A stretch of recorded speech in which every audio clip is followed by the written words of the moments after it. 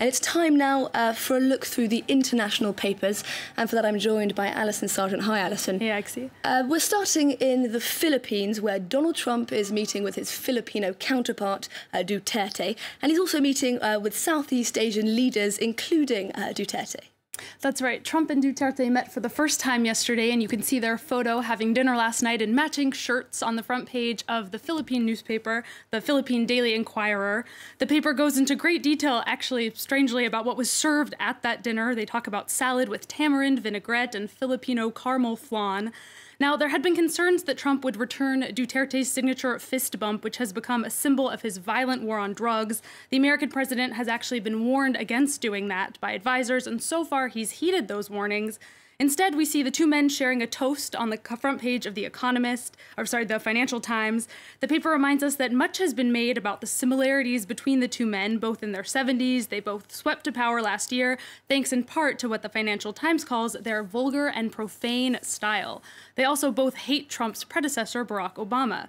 Now, the Financial Times says that despite this positive rapport between the two leaders, Duterte is dialing back some aspects of the relationship he has with the U.S. while courting better relations with China. And the Financial Times warns Trump might want to scale back as well, since his getting along with Duterte will only fuel accusations in the U.S. that he's, quote, never met a strong man he didn't like.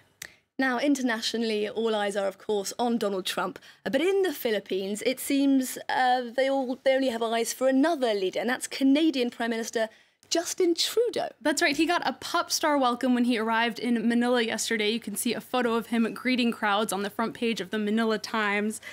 He actually broke protocol to go and shake hands with school children who had come to perform for him for his arrival. The paper calls him a crowd magnet.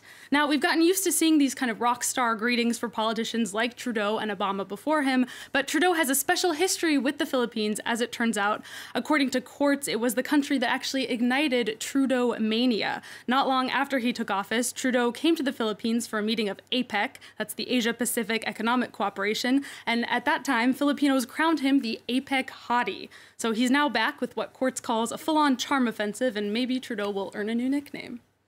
Moving on now to Lebanon, where Prime Minister Saad Hariri has made a televised appearance from Saudi Arabia, saying that he is going to return to his country in the coming days. Right, Hexie, let's start with the front page of Lebanese paper L'Orient du Jour. You can see a picture there of people watching that televised address last night, although the paper reports that it was boycotted by almost all local TV stations in Lebanon.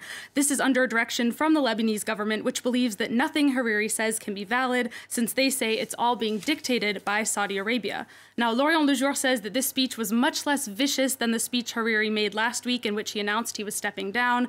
Hariri called that first speech, actually, a necessary shock for the country, which he says the country needs to move away. And he also says the country needs to move away from the influence of Iran and Hezbollah.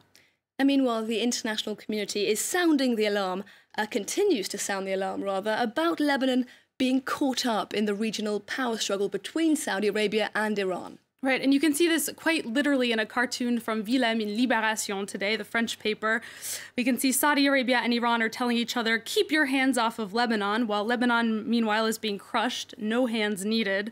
According to one cartoonist, the conflict has also divided the Lebanese people. You can see in this cartoon from a London-based paper, Al Arab, these Lebanese citizens are being led in different directions. It's splitting the Lebanese flag in two and sending its cedar tree tumbling to the ground.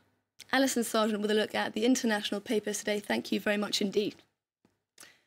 Now, a reminder of our top story. France, Paris today is remembering 2 years since the terrorist attacks that shook the capital. What you're seeing there is live pictures from the Carillon, a bar in central Paris, and the Petit Cambodge, a restaurant that were targeted by the jihadists.